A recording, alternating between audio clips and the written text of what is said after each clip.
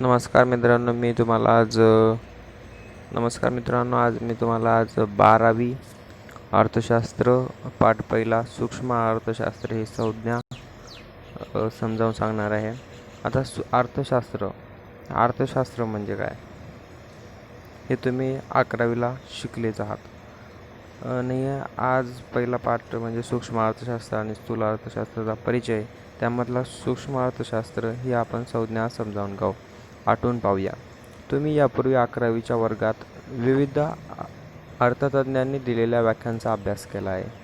तर आज प्रस्तावना सुरू करूया. आधुनिक अर्थशास्त्राचा सूक्ष्म अर्थशास्त्र आणि स्थूल अर्थशास्त्र या मुख्य 2 शाखा आहेत. सूक्ष्म म्हणजे लहान, म्हणजेच दशलक्षवा भाग ही संज्ञा मायक्रोस MIKROS या ग्रीक शब्दापासून आली. स्थूल म्हणजे मोठा ही संज्ञा मॅक्रोस या ग्रीक शब्दापासून आली. या शब्दांचा वापर 1933मध्ये ओस्लो विद्यापीठातील नॉर्वेजियन अर्थशास्त्रज्ञ रॅग्नर फ्रिश यांनी केला. इथे एक आकृती दिलेली आहे अर्थशास्त्रांचा मुख्य शाखा.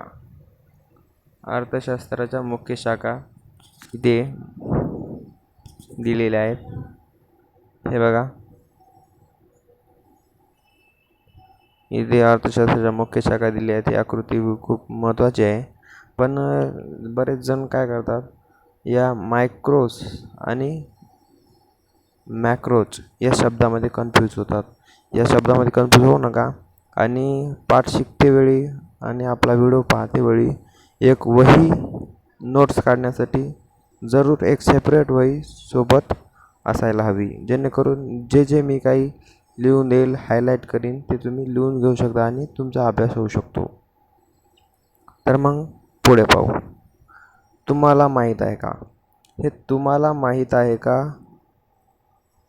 तुम्हाला माहीत आहे का हा जो भाग असतो पुस्तकात भाग परीक्षेला येऊ शकत नाही. तो भाग तुम्हाला अतिरिक्त माहितीसाठी देण्यात आलेला आहे. तुम्ही जर स्पर्धा परीक्षांची तयारी करत असाल तर तुम्हाला माहीत आहे का हा भाग वाचणं जरुरी आहे, कारण की याचा खूप फायदा होतो. पण जे तुम्हाला माहीत हवं हे जे भाग आहे हे तुम्हाला वाचायलाच हवं, आणि यापासून तुम्हाला परीक्षेतसुद्धा प्रश्न येऊ शकतात. तर सूक्ष्म अर्थशास्त्राची ऐतिहासिक वाटचाल मी तुम्हाला वाचून दाखवणार आहे. फक्त याच्यात समजून सांगण्यासारखं काही नाही. जर तुम्हाला काही अडचण आली असेल तर तुम्ही कमेंटमध्ये नक्की सांगा. सूक्ष्म अर्थशास्त्राची ऐतिहासिक वाटचाल. सूक्ष्मलक्ष्य आर्थिक विश्लेषण प्रथम विकसित केले गेले असून हा एक पारंपरिक दृष्टिकोन आहे. या विश्लेषण पद्धतीचा प्रारंभ सनातनवादी अर्थशास्त्रज्ञांच्या कालखंडात झाला. यात ॲडम स्मिथ, डेव्हिड रिकार्डो, JS मिल इत्यादींचा समावेश होतो. नवसनातनवादी अर्थशास्त्रज्ञ प्राचार्य मार्शल यांनी सूक्ष्मलक्ष्य आर्थिक विश्लेषण लोकप्रिय करण्याचे काम केले. प्राचार्य मार्शल यांच्या अर्थशास्त्राची मूलतत्त्वे हा ग्रंथ 1890मध्ये प्रकाशित झाला. इतर अर्थशास्त्रज्ञ जसे प्राचार्य पिगू, JR हिक्स, प्राचार्य सॅम्युएल्स, श्री जॉन रॉबिन्सन इत्यादी शास्त्रज्ञांनी सूक्ष्म अर्थशास्त्राच्या विकासात मोलाचे योगदान दिले. तर स्थूल अर्थशास्त्राची ऐतिहासिक वाटचाल. सूक्ष्म अर्थशास्त्राच्या उत्क्रांती अगोदर स्थूल अर्थशास्त्र हा दृष्टिकोन अस्तित्वात होता. 16व्या व 17व्या शतकात व्यापारवादी विचारवंतांनी म्हणजे मर्कॅन्टिलिस्ट राष्ट्रीय उत्पन्न आणि संपत्ती या संकल्पनेचे विश्लेषण केले आहे. 18व्या शतकात निसर्गवादी विचारवंतांनी सुद्धा फ्रेंच विचारवंत फिजिओक्रेसी राष्ट्रीय उत्पन्न आणि संपत्ती या संकल्पनांचे विश्लेषण केले. तसेच शासनाला ज्या शिफारशी केल्या व धोरणे सुचवली ती स्थूल अर्थशास्त्राच्या आधारावर होती. तसेच सनातनवादी अर्थशास्त्रज्ञ प्राचार्य ॲडम स्मिथ आणि प्राचार्य रिकार्डो, प्राचार्य JS मिल यांच्या सिद्धांतातही राष्ट्रीय उत्पन्न व राष्ट्रीय संपत्ती यांची चर्चा केली गेली आहे. परंतु त्यांचे समग्रलक्ष्मी विश्लेषण हे सूक्ष्मलक्षी विश्लेषणात मिसळून एकत्र केलेले दिसते. त्याच्या सूक्ष्मलक्ष्य आर्थिक विश्लेषणाचे 1930च्या जागतिक महामंदी पर्यंत अर्थशास्त्राच्या जगात राज्य केले. जागतिक महामंदीनंतर लॉर्ड जॉन मेनार्ड केन्स यांचे पैसा, व्याज व रोजगारविषयक सामान्यतः सिद्धांत हे प्रसिद्ध पुस्तक 1936 प्रकाशित झाले. लॉर्ड केन्स यांनी आर्थिक समस्यांचा अभ्यास समग्र लक्ष्मी विश्लेषण पद्धतीने केला. त्यामुळे समग्र लक्ष्मी दृष्टिकोनाच्या विकासाचे श्रेय हे लॉर्ड केन्स यांना जाते. लॉर्ड केन्स यांच्या व्यतिरिक्त माल्थस, विक्सेल, वॉर्रा, एर्विंग फिशर इत्यादी अर्थशास्त्रज्ञांचे स्थूल अर्थशास्त्राच्या विकासात मोलाचे योगदान आहे. तर आपण संज्ञा सुरू करूया. सूक्ष्म अर्थशास्त्राचा अर्थ. सूक्ष्म अर्थशास्त्र आणि स्थूल अर्थशास्त्र या पाठात 5 भागांवर विश्लेषण केलं आहे. अर्थ, व्याख्या, व्याप्ती, महत्त्व आणि वैशिष्ट्ये या 5 गोष्टींच्या आधारावर या पाठात विश्लेषण केले आहे. त्यात आपण सूक्ष्म अर्थशास्त्र याबद्दल या व्हिडिओमध्ये माहिती घेऊया. सूक्ष्म म्हणजे वस्तूचा लहान भाग किंवा हिस्सा होय. सूक्ष्म अर्थशास्त्र राष्ट्रीय अर्थव्यवस्थेच्या लहान भागाशी संबंधित आहे. सूक्ष्म अर्थशास्त्रात वैयक्तिक उपभोक्ता असतो आणि वैयक्तिक उत्पादक किंवा पेढी असते. विशिष्ट वस्तूची किंमत किंवा घटकांची किंमत यासारख्या वैयक्तिक घटकांच्या आर्थिक क्रिया व वर्तनाचा अभ्यास हा सूक्ष्म अर्थशास्त्रात केला जातो. सूक्ष्म अर्थशास्त्राची व्याख्या. तुम्ही यापूर्वी सूक्ष्म अर्थशास्त्राच्या काही महत्त्वाच्या व्याख्या अभ्यासल्या आहेत. अजून काही व्याख्यांची चर्चा करूया. सूक्ष्म अर्थशास्त्राच्या व्याख्या ह्या प्रत्येक शास्त्रज्ञानुसार बदलत जातात. ज्यांना कोणते मत आहे अर्थशास्त्राबद्दल, म्हणजे ज्यांचा दृष्टिकोन काय आहे त्या दृष्टिकोनातून ते व्याख्या तयार करतात. तर आपण वेगवेगळ्या शास्त्रज्ञांच्या व्याख्या अभ्यासणार आहोत. इथं 2 शास्त्रज्ञांच्या व्याख्या दिलेल्या आहेत. मॉरिस डॉब अर्थव्यवस्थेचे सूक्ष्मदर्शी अध्ययन म्हणजे सूक्ष्म अर्थशास्त्र होय. मॉरिस डॉब यांनी छोटी आणि व्यापक अशी व्याख्या केली आहे, ती खूप महत्त्वाची आहे. एपी लर्नर सूक्ष्म अर्थशास्त्राद्वारे अर्थव्यवस्थेकडे जणू काही सूक्ष्मदर्शकाद्वारे पाहिले जाते. अर्थव्यवस्था रूपी शरीरात लाखो पेशी म्हणजे व्यक्ती आणि कुटुंबे उपभोक्त्याच्या रूपाने आणि व्यक्ती व उत्पादन संस्था उत्पादकाच्या रूपाने अर्थव्यवस्थेच्या संचालनात कशा प्रकारे भूमिका पार पाडतात हे अभ्यासण्यासाठी सूक्ष्म अर्थशास्त्र या पेशींकडे जणू काही सूक्ष्मदर्शकातून पाहते. आता सूक्ष्म अर्थशास्त्राची व्याप्ती खालील तक्त्यांद्वारे सूक्ष्म अर्थशास्त्राची व्याप्ती करता येते. हे जी आकृती तुम्हाला दिलेली आहे, ही आकृती सूक्ष्म अर्थशास्त्राची व्याप्ती ही जी आकृती आहे, तुम्ही ही आकृती वहीत काढून घ्या. कारण की या आकृतीद्वारे तुम्ही सूक्ष्म अर्थशास्त्राची व्याप्ती ही पूर्णपणे समजून घेऊ शकता. त्याच आर्थिक कल्याणाचे सिद्धांत आहेत, उत्पादन घटकांच्या किमतीचे निश्चितीचे सिद्धांत आहेत आणि वस्तूच्या किंमत निश्चितीचे सिद्धांत देखील आहेत. असं ही खूप डिटेलमध्ये माहिती दिलेली आहे. तुम्ही ही आकृती काढून घ्या वहीत आणि मी जे काही सांगेन ते तुम्ही लिहून घे जा. आता वस्तूची किंमत निश्चितीचे सिद्धांत. वस्तूच्या किंमत निश्चितीचे सिद्धांत आपण त्या आकृतीत पाहिलं की पहिला घटक होता वस्तूच्या किंमत निश्चितीचे सिद्धांत. वैयक्तिक वस्तूंच्या किमती बाजारपेठेतील मागणी व पुरवठ्याने निश्चित केल्या जातात. वैयक्तिक वस्तूंच्या किमती बाजारपेठेतील मागणी व पुरवठ्याने निश्चित केल्या जातात. म्हणजे वैयक्तिक जी एखादी वस्तू असते की समजा शेतकरी टमाटे पिकवतो आणि तो जेव्हा बाजारात नेतो, जर बाजारात जास्त टमाट्यांची आवक झाली तर निश्चितच त्याला भाव कमी मिळतो. आणि जर टमाट्याची आवक जास्त नसेल तर तो खूप उत्पन्न मिळू शकतो. म्हणजे मागणी आणि पुरवठा या 2 गोष्टीवर वस्तूंच्या किंमत निश्चित केली जाते. तर मग पुढे पाहू सूक्ष्म अर्थशास्त्र. तुम्ही हा भाग लिहून घेऊ शकता. वैयक्तिक वस्तूच्या किमती बाजारपेठेतील मागणी व पुरवठ्याने निश्चित केल्या जातात. एवढी ओळ तुम्ही वहीत लिहून घ्या. तर आपण पुढे पाहू. सूक्ष्म अर्थशास्त्र मागणी विश्लेषणाशी संबंधित आहे. ते वैयक्तिक उपभोक्त्याचे वर्तन आणि वैयक्तिक उत्पादकाचे वर्तन म्हणजे वैयक्तिक उत्पादन वर्तनाशी संबंधित आहे. उत्पादन घटकांचा किंमत निश्चितीचे सिद्धांत. सूक्ष्म अर्थशास्त्रात भूमी, श्रम, भांडवल, संयोजक हे घटक उत्पादन प्रक्रियेत सहभागी होतात. सूक्ष्म अर्थशास्त्र भूमीला खंड, श्रमाला वेतन, भांडवलाला व्याज आणि संयोजकाला नफा या मोबदल्याची निश्चिती करण्यास मदत करते. आर्थिक कल्याणाचे सिद्धांत क. आर्थिक कल्याणाचा अभ्यास हा प्रामुख्याने साधनसामग्रीच्या कार्यक्षम वाटपाशी संबंधित आहे. जर साधनसामग्रीच्या झालेल्या वाटपामुळे संपूर्ण समाजाला महत्तम समाधान प्राप्त होत असेल तर ते वाटप कार्यक्षम वाटप आहे असे म्हणता येईल. साधनांच्या कार्यक्षम वाटपामुळे समाजाचे जास्तीत जास्त आर्थिक कल्याणाचे उद्दिष्ट साध्य होते.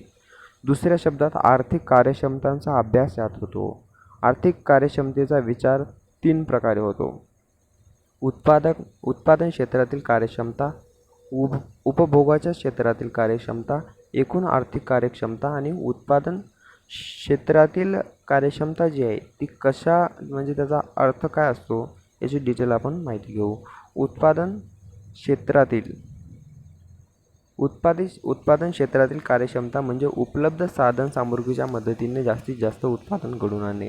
असं समजा एखादी रसवंती आहे, त्या रसवंतीवर 2 रसवंती आहेत अपोजिट साईडला. तर एकाचे मशीन काय असते, एकदा ऊस टाकल्यानं सर्व रस काढून घेते. पण दुसऱ्याची मशीन काय असते की एकदा, दोनदा, तीनदा, चारदा टाकला तरी तो त्या ऊसामध्ये रस राहतोच. म्हणजे कार्यक्षम उत्पादन कोणाचं आहे, ज्याची मशीन चांगली त्याचं कार्यक्षम उत्पादन आहे, ज्याची चांगली नाही त्याचं अकार्यक्षम उत्पादन आहे. म्हणजे उपलब्ध साधन सामग्रीच्या मदतीने जास्तीत जास्त उत्पादन घडवून आणणे. तर नेक्स्ट पॉईंट, उपभोगाच्या क्षेत्रातील कार्यक्षमता. संपूर्ण समाजाचे जास्तीत जास्त समाधान होईल अशा पद्धतीने उत्पादित वस्तू व सेवांचे लोकांमध्ये वितरण होणे म्हणजे उपभोगाच्या क्षेत्रातील कार्यक्षमता. म्हणजे जेवढ्या समाजात जास्तीत जास्त समाधान होईल, म्हणजे समाजाचं जास्तीत जास्त समाधान होईल, ज्यांना ज्या वस्तू लागतात त्या पुरेपूर प्रमाणात उपलब्ध करून देणे म्हणजे उपभोगाच्या क्षेत्रातील कार्यक्षमता.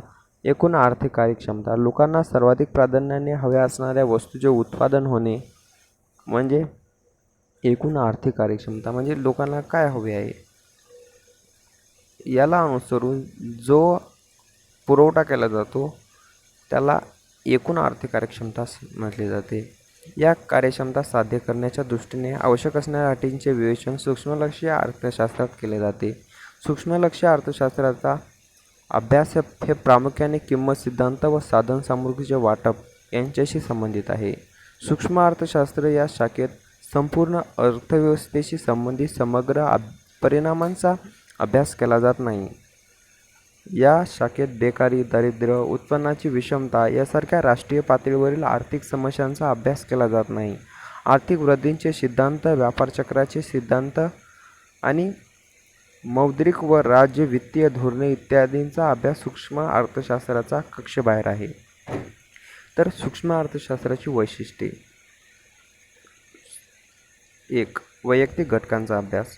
सूक्ष्म अर्थशास्त्रात विशिष्ट उद्योग संस्था, कुटुंब संस्था, वैयक्तिक किमती यासारख्या लहान वैयक्तिक आर्थिक घटकांच्या वर्तनाचा अभ्यास केला जातो. हा पॉईंट खूप महत्त्वाचा आहे, हा तुम्ही लिहून काढा. वैयक्तिक घटकांचा अभ्यास. किंमत सिद्धांत. सूक्ष्म अर्थशास्त्रात वस्तू व सेवांच्या किंमत निश्चितीची तसेच उत्पादन घटकांच्या किंमत निश्चितीशी संबंधित आहे. म्हणून सूक्ष्म अर्थशास्त्राला किंमत सिद्धांत असेही म्हणतात. हा परीक्षेच्या दृष्टिकोनातून खूप महत्त्वाचा मुद्दा आहे. हा वहीत नोट्स म्हणून लिहून घ्या. आंशिक समतोल. 2 घटकांमधील संतुलन म्हणजे समतोल होय. सूक्ष्मलक्ष्य अर्थशास्त्रीय विश्लेषण म्हणजे आंशिक समतोलाचे विश्लेषण होय. आंशिक समतोलाचे एक उपभोक्ता, एक उत्पादन संस्था, विशिष्ट उद्योग इत्यादी वैयक्तिक आर्थिक घटकांच्या समतोलाचे विश्लेषण केले जाते. आंशिक समतोल विश्लेषण पद्धतीत वैयक्तिक घटकाला इतर आर्थिक घटकांपासून बाजूला काढून त्याचा समतोलाचा स्वतंत्रपणे अभ्यास केला जातो. तर विशिष्ट गृहीतकांवर आधारित म्हणजे आपण काय पाहत आहोत, आपण पाहत आहोत सूक्ष्म अर्थशास्त्राची वैशिष्ट्ये. आणि चौथं वैशिष्ट्य कोणते आहे? विशिष्ट गृहीतकांवर आधारित. इतर परिस्थिती कायम या मूलभूत गृहीतकांचाही आधार घेऊन विवेचनाची सुरुवात केली जाते. पूर्ण रोजगार, शुद्ध भांडवलशाही, पूर्ण स्पर्धा, सरकारचे हस्तक्षेपाचे धोरण इत्यादी गृहीतकांवर आधारित असते. या गृहीतकांमुळे सिद्धांताचे विवेचन सोपे जाते. म्हणजे गृहीत धरले जाते की पूर्ण रोजगार आहे, शुद्ध भांडवलशाही आहे, पूर्ण स्पर्धा, सरकारचे हस्तक्षेपाचे धोरण इत्यादी गृहीत धरले जाते आणि नंतर मग अर्थशास्त्राचा अभ्यास केला जातो. विभाजन पद्धत. सूक्ष्मलक्षीय अर्थशास्त्रात अर्थव्यवस्थेचे लहानात लहान वैयक्तिक घटकांमध्ये विभाजन केले जाते व नंतर प्रत्येक घटकाचा स्वतंत्रपणे तपशीलवार अभ्यास केला जातो. म्हणजे सूक्ष्मलक्षीय अर्थशास्त्रात विभाजन पद्धतीचा वापर केला जातो. उदाहरणार्थ, राष्ट्रीय उत्पन्नामधील वैयक्तिक उत्पन्नाचा अभ्यास, समग्र मागणीमधील वैयक्तिक मागणीचा अभ्यास इत्यादी. तर सीमांत तत्त्वाचा वापर. सीमांत संकल्पना ही सूक्ष्म आर्थिक विश्लेषणाचे मुख्य साधन आहे. सीमांत परिणाम म्हणजे एका वाढीव नगामुळे एकूण परिणामात होणारा बदल होय. सीमांत तत्त्वाचा वापर सूक्ष्म बदलांचा परिणाम उत्पादक व उपभोक्त्याचे आर्थिक निर्णय घेताना केला जातो. सीमांत तत्त्वाचा वापर. बाजार रचनेचे विश्लेषण. सूक्ष्म अर्थशास्त्र पूर्ण स्पर्धा, मक्तेदारीयुक्त स्पर्धा, मक्तेदारी, अल्पाधिकार बाजार या विविध बाजार रचनांचे विश्लेषण करते. बाजार रचनेचे विश्लेषण हा महत्त्वाचा पॉईंट आहे, हा पण तुम्ही लिहून घ्या. मर्यादित व्याप्ती. सूक्ष्म अर्थशास्त्राची व्याप्ती तेजी, मंदी, व्यवहार तोल, राष्ट्रीय उत्पन्न, दारिद्र्य, बेरोजगारी, लोकसंख्या, आर्थिक वृद्धी यासारख्या राष्ट्रव्यापी आर्थिक समस्यांशी संबंधित नसून तो फक्त वैयक्तिक घटकांपुरा मर्यादित आहे.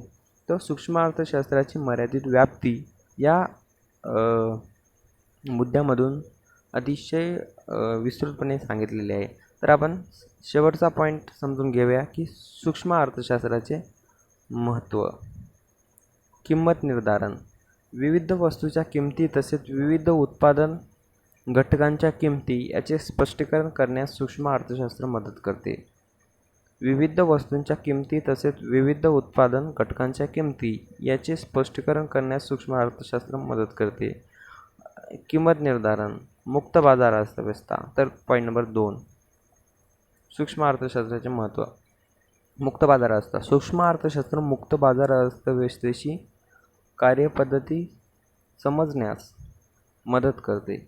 मुक्त बाजारपेठ ही अशी अर्थव्यवस्था आहे की ज्यात वस्तूच्या उत्पन्नाबाबत कोणते उत्पादन करावे, कसे उत्पादन करावे, किती उत्पादन करावे यासारखे आर्थिक निर्णय खाजगी पातळीवर घेतले जातात. त्यात शासन किंवा इतर कोणत्या यंत्रणेचा हस्तक्षेप नसतो. विदेशी व्यापार. सूक्ष्म अर्थशास्त्रात हे जकात शुल्काचे विशिष्ट वस्तूवरील परिणाम, कोणत्याही दोन देशांच्या चलन विनिमय दराशी निश्चिती, आंतरराष्ट्रीय व्यापारातील फायदे यासारख्या विदेशी व्यापारातील विविध पैलूंचे स्पष्टीकरण करण्यास मदत करते. तर आर्थिक प्रारूपांची निर्मिती. सूक्ष्म अर्थशास्त्र सुलभ प्रारूपांद्वारे विविध गुंतागुंतीच्या आर्थिक परिस्थितीचे आकलन करण्यास सहाय्य करते. विविध संज्ञा, संकल्पना, परिभाषा, नवीन आर्थिक विश्लेषणाची साधने यासारखे महत्त्वपूर्ण योगदान सूक्ष्म अर्थशास्त्राद्वारे दिले जाते. तर व्यावसायिक निर्णय. व्यावसायिकांना महत्त्वपूर्ण व्यावसायिक निर्णय घेण्यास सूक्ष्म आर्थिक सिद्धांत मदत करतात.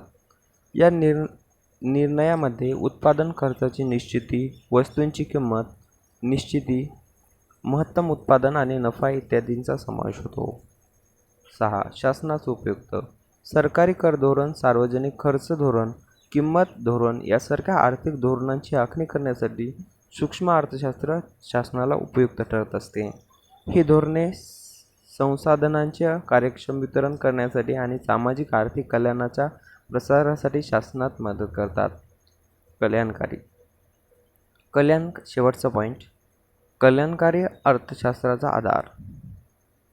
सूक्ष्म अर्थशास्त्र उपलब्ध साधनांचा पर्याप्त वापर करून समाजाचे महत्तम कल्याण कसे साधता येईल याचा अभ्यास करते. तसेच सामाजिक कल्याणावर करांचा कसा परिणाम होतो याबाबत अभ्यास करते. म्हणजे सूक्ष्म अर्थशास्त्र हे राष्ट्रीय अर्थव्यवस्थेशी संबंधित नसून ते राष्ट्रीय अर्थव्यवस्थेच्या लहान भागाशी संबंधित आहे असे आपल्याला यावरून कळते. आणि तुम्ही हा जो मी व्हिडिओ केलेला आहे की जास्त मोठा होऊ नये म्हणून मी खूप लवकर शिकवण्याचा प्रयत्न केला. आणि तुम्ही ह्या व्हिडिओ वारंवार पहा, जेणेकरून पाहून ऐकून दृकश्राव्य साधन असल्यामुळे तुम्ही जास्तीत जास्त समजू शकाल. आणि हा व्हिडिओ प्रत्येक ग्रुपवर शेअर करा, कारण की आज लॉकडाऊनमुळे जे 12वीचे विद्यार्थी ऑनलाईन काय शिक्षण घेत आहेत, काहींनी ग्रुप बनवलेला आहे, त्या ग्रुपवर हा व्हिडिओ टाका, जेणेकरून त्यांना बी मदत होईल. आणि तुम्ही या अशाच व्हिडिओला आणि पुढचे सर्व पुस्तकातील पॉईंट हे सखोल माहिती करून घेण्यासाठी या व्हिडिओला लाईक करा, सबस्क्राईब करा आणि प्रत्येक 12वीच्या मुलांपर्यंत पोहोचेल यासाठी शेअर करा. धन्यवाद. आणि नंतरचे जे मी व्हिडिओ काढेल त्या व्हिडिओसोबत तुम्ही जेव्हा पाहत असाल तेव्हा वही पुस्तक सोबत असू द्या, हायलाईट करा अथवा नोट्स काढून घ्या, जेणेकरून तुम्हाला नंतरसुद्धा ते कामी येतील. आणि जर तुम्हाला हाच व्हिडिओ पुन्हा पाहायचा असेल तर तुम्ही डाउनलोडसुद्धा करू शकता. धन्यवाद.